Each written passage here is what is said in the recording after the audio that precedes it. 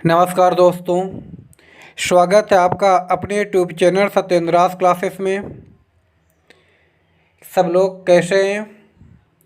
I hope अच्छे होंगे। जैसा कि आपको मालूम है, इस लॉकडाउन में हम आपको जीएस के 25 क्वेश्चन करा रहे हैं। ऑब्जेक्टिव क्वेश्चन कराते हैं, उसके साथ में सारे क्वेश्चन के बारे में हम आपको डिटेल से भी बताते हैं। ठीक है, ये क्वेश्चन एग्जाम में हमेशा पूछे जाते हैं और फिर से पूछे जाने की पूरी संभावना है। ठीक है, अगर हम वनडे में 25 क्वेश्चन सॉल्व करते हैं, कंप्लीट करते हैं जीएस के, तो 1 मंथ में हमारे कंप्लीट होते हैं 750 क्वेश्चन कंप्लीट होते हैं। यानी कि हम ये कह सकते हैं कि लॉकडाउन अगर चल रहा है, जब से आप लोग देख रहे हैं, तो आप लोगों का जीएस कितना कंप्लीट हो, कितने क्वेश्चन कंप्लीट हो गए होंगे, आप लोग खुद समझ सकते हैं। ठीक है, तो देखते हैं आज का पहला क्वेश्चन। क्वेश्चन क्या कह रहा है? क्वेश्चन है, न्यायपालिका को कार्यपालिका से अलग करना भारतीय संविधान के किस अनुच्छेद में उल्लेख किया गया है? ठीक है, यानी कि न्यायपालिका को कार्यपालिका से अलग करना। ठीक है, ये बात किस अनुच्छेद में कही गई है? भारतीय संविधान के किस अनुच्छेद में कही गई है? तो ये बात कही गई अनुच्छेद 50 में। किस अनुच्छेद में कही गई? अनुच्छेद 50 में कही गई है कि कार्यपालिका को न्यायपालिका से क्या किया जाएगा? अलग रखा जाएगा। अब देखिए, बात आती है अनुच्छेद 40। 40 बहुत इंपॉर्टेंट है, पूछा जाता है। अनुच्छेद 40 में क्या है? तो अनुच्छेद 40 में पंचायतों का गठन किया गया। क्या किया गया है? अनुच्छेद 40 में पंचायतों का गठन किया गया है। अगला क्वेश्चन है, विश्व में कॉफ़ी किसका कॉफ़ी का प्रमुख उत्पादक देश है? चलिए बताइए, विश्व में कॉफ़ी का प्रमुख उत्पादक देश कौन सा है? तो कौन सा है? ब्राज़ील। ठीक है, पहले नंबर पर कौन आता है? ब्राज़ील आता है। दूसरे नंबर पर अगर बात की जाए तो क्या आता है? दूसरे नंबर पर आपका आता है वियतनाम। ठीक है, आप लोगों ने सोचा होगा कि चीन वगैरह आता होगा, नहीं, दूसरे नंबर पर आता है वियतनाम। ठीक है, ब्राज़ील। ब्राज़ील की राजधानी क्या है? ब्राज़ील की राजधानी है ब्रासिलिया। क्या है? ब्रासिलिया यहाँ की राजधानी है। क्या है? ब्रासिलिया यहाँ की राजधानी है। ठीक है, वियतनाम की बात की जाए, वियतनाम की राजधानी क्या? हनोई। क्या है? हनोई वियतनाम की राजधानी है। ठीक है, और वियतनाम की जो मुद्रा है वो क्या है? डोंग। क्या है? डोंग वियतनाम की मुद्रा है। जो ब्राज़ील की मुद्रा है वो क्या है? वो है रियल। क्या है? ब्राज़ील की मुद्रा है रियल। ठीक है, अगला क्वेश्चन है, इनमें से कौन एक आग्नेय चट्टान नहीं है? ठीक है, आपको बताना है इनमें से कौन एक आग्नेय चट्टान नहीं है। तो देखिए, यहाँ पर केवल आपका ग्रेनाइट आग्नेय चट्टान है। ये सारी चट्टानें कायांतरित चट्टानें हैं, तो यहाँ पर होना चाहिए था आग्नेय चट्टान है। ठीक है, तो आंसर क्या होगा? ग्रेनाइट। ग्रेनाइट कैसी चट्टान है? आग्नेय चट्टान। हम चट्टानों का वीडियो बना चुके हैं, आप लोग देख सकते हैं। डिस्क्रिप्शन में हम लिंक दे देंगे, आप लोग वहाँ पर जाके देख सकते हैं। अगला क्वेश्चन है, किस देश में चारागाह पंपास स्थित है? यानी कि ये बताना है कि पंपास किस देश का चारागाह है। तो ये किस देश का है? ये सबको मालूम होगा, अर्जेंटीना का है। कहाँ का है? अर्जेंटीना का। अर्जेंटीना की अगर कैपिटल की बात की जाए, यहाँ की कैपिटल क्या है? तो यहाँ की कैपिटल क्या है? Buenos Aires. क्या है? ब्यूनस आयर्स यहाँ की कैपिटल है। ठीक है, अगर मुद्रा की बात की जाए तो मुद्रा यहाँ की क्या है? पेसो यहाँ की मुद्रा है। क्या है? पेसो यहाँ की मुद्रा है। अगला क्वेश्चन है, किस भारतीय राज्य में भरतपुर पश्चिम बिहार स्थित है? कौन सा? भरतपुर पश्चिम बिहार स्थित है। बताइए किस राज्य में स्थित है? ये स्थित है आपका राजस्थान में। कहाँ स्थित है? राजस्थान में। पहले इसे केवला देव के नाम से जाना जाता था। किस नाम से? पहले इसे केवला देव के नाम से जाना जाता था। ठीक है, बाद में इसका नाम रखा गया भरतपुर। ठीक है, अब देखिए, ये 1987 में, कब? सॉरी, 1971 में 1971 में इसको संरक्षित कर दिया गया, ठीक है, इसको संरक्षित पक्षी विहार बना दिया गया है। और 1985 में, कब, 1985 में इसे विश्व धरोहर स्थल में शामिल कर लिया गया है। अगला क्वेश्चन है, लक्ष्य किसकी एसआई यूनिट है, बताना है लक्ष्य किसकी एसआई यूनिट है। तो लक्ष्य किसकी है, ये है आपके प्रदीप्त की, किसकी है, ल्यूमिनस की, किसकी है, ल्यूमिनस की, ठीक है। ल्यूमिनस किसे कहते हैं, जो स्वयं प्रकाश उत्सर्जित कहते हैं, ठीक है। तो लक्ष्य किसकी यूनिट है, ये है आपकी प्रदीप्त की। अगला क्वेश्चन है, अशोक ने किसके बाद बौद्ध धर्म अपनाया था, आपको बताना है अशोक किसके बाद बौद्ध धर्म अपनाया। तो किसके बाद अपनाया था, कलिंग की लड़ाई के बाद, सबको मालूम होगा, स्किप मत करिएगा, डिटेल से बता रहे हैं, ठीक है। अब बात आती है कलिंग की लड़ाई किसके किसके बीच हुई थी। तो यहाँ कलिंग का राजा था चैत्रराज, क्या था नाम राजा का, चैत्रराज यहाँ का राजा था। और अशोक, ठीक है, इन दोनों के बीच लड़ाई होती है कब, 261 बीसी में, कब होती है, 261 बीसी में। फिर कलिंग की लड़ाई के बाद अशोक बौद्ध धर्म को अपना लेता है। अगला क्वेश्चन है, निम्न में से किस भाषा में बुद्ध ने उपदेश दिए, बताना है। बुद्ध ने, गौतम बुद्ध ने, बौद्ध धर्म के संस्थापक गौतम बुद्ध यानी सिद्धार्थ ने किस भाषा में उपदेश दिए थे। तो किस भाषा में दिए थे, पाली भाषा में, किस भाषा में, पाली में। अगर यहीं पर बात आ जाए महावीर स्वामी की, किसकी बात आ जाए, महावीर स्वामी की, जो जैन धर्म के तीर्थंकर थे, अगर इनकी बात आ जाए, इन्होंने किस भाषा में उपदेश दिए हैं, तो आंसर होगा प्राकृत भाषा। कौन सी भाषा, प्राकृत भाषा में महावीर स्वामी ने उपदेश दिए थे। अगला क्वेश्चन है, केवलादेव नेशनल पार्क कहाँ है, आप लोगों को बताना है केवलादेव नेशनल पार्क कहाँ है। बताइए केवलादेव कहाँ है। अभी हमने पहले बता चुके हैं क्वेश्चन में कि केवलादेव को भरतपुर के नाम से जाना जाता है। तो केवलादेव कहाँ है, ये पड़ता है आपका भरतपुर में। कहाँ पड़ता है, भरतपुर में पड़ता है। अगला क्वेश्चन है, 1 फुट का 12वां भाग किसके बराबर होता है। देखिए यहाँ पर 1 फुट बराबर नहीं पूछा, 1 फुट बराबर 12 इंच होता, सबको मालूम होगा, ठीक है। यहाँ पर पूछा 12वां भाग पूछा है, तो 12वां भाग कितना होगा, 1 इंच के बराबर होगा। किसके बराबर, 1 इंच के बराबर होगा 12वां भाग। कन्फ्यूज मत होइएगा, अगर क्वेश्चन को पूरा पढ़ा करिए। देखिए जल्दबाजी में गलत हो जाता, अगर मान लीजिए 12 इंच होता आप उसे कर देते ना, लेकिन आप 12वां भाग की बात पूछ रहा तो होगा आपका 1 इंच। अगला क्वेश्चन है, उत्तर प्रदेश की किस नगरी को सुहाग नगरी के नाम से जाना जाता है।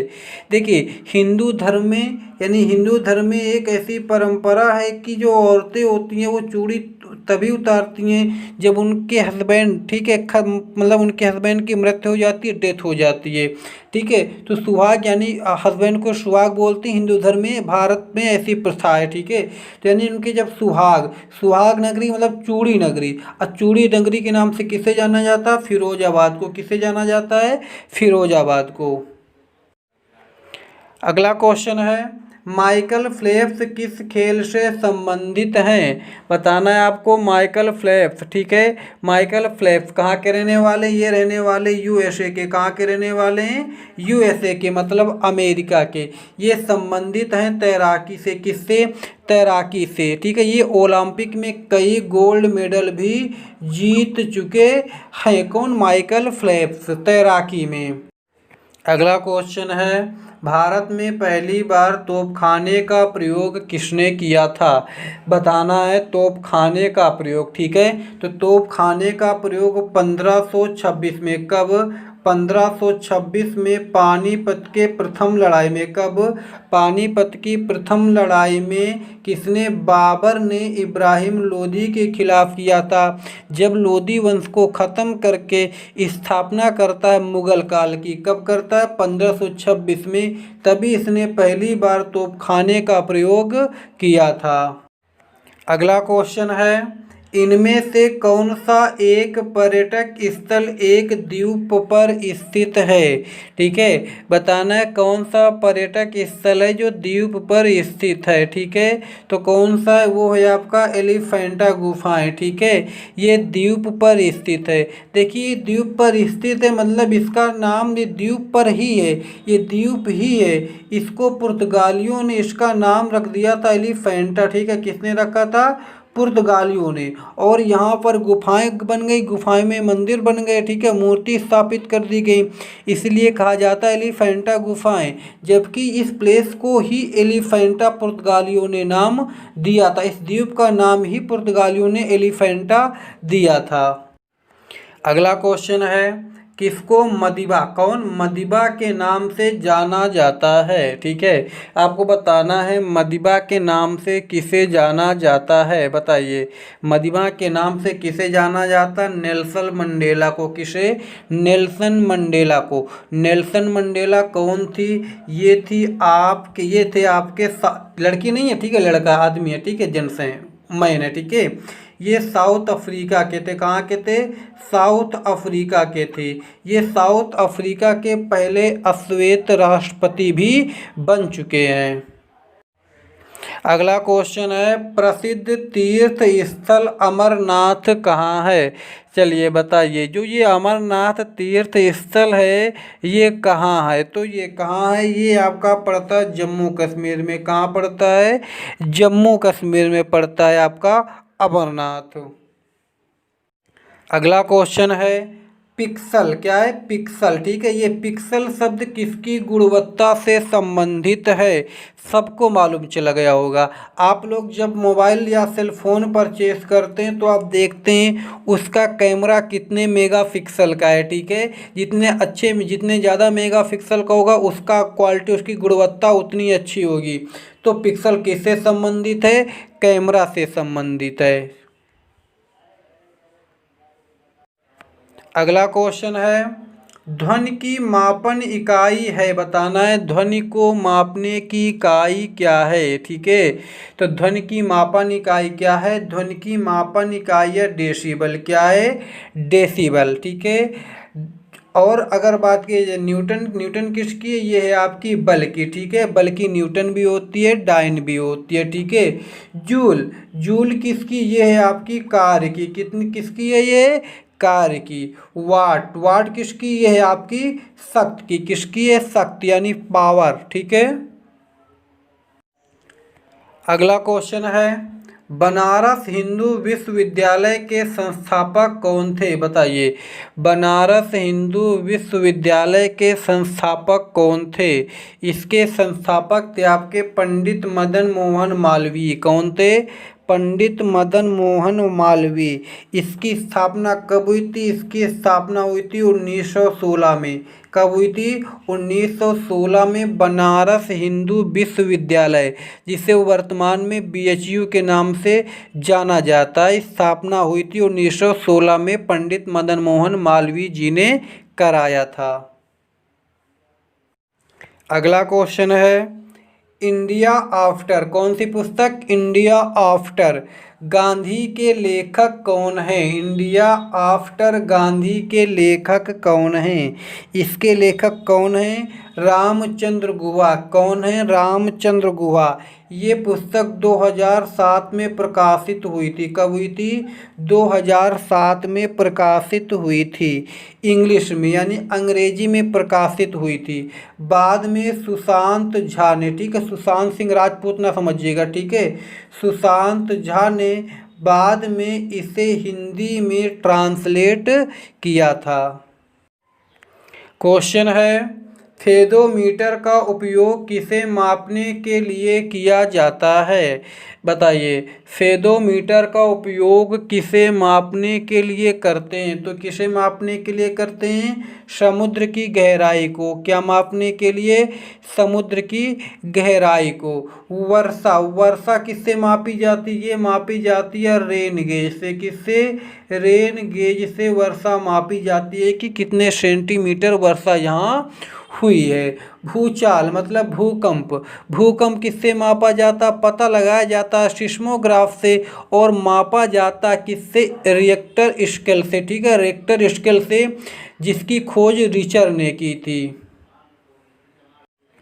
अगला क्वेश्चन है, डीएनए में कौन सी शर्करा उपस्थित होती है? बताइए, डीएनए में कौन सी शर्करा उपस्थित होती है? तो कौन सी होती है? देखिए, डीएनए का पूरा नाम क्या होता है? D oxy ribo nucleic acid. क्या होता है? D oxy ribo nucleic acid. ठीक है, तो इसमें जो शर्करा होती है कौन सी होती है? डी ऑक्सी राइबोस होती है। ठीक है, क्या होती है? डी ऑक्सी राइबोस होती है। डीएनए में क्या होता है? डीएनए क्या करता है? जो आनुवंशिकी लक्षण होते हैं इनको ये ले जाने का काम करता है।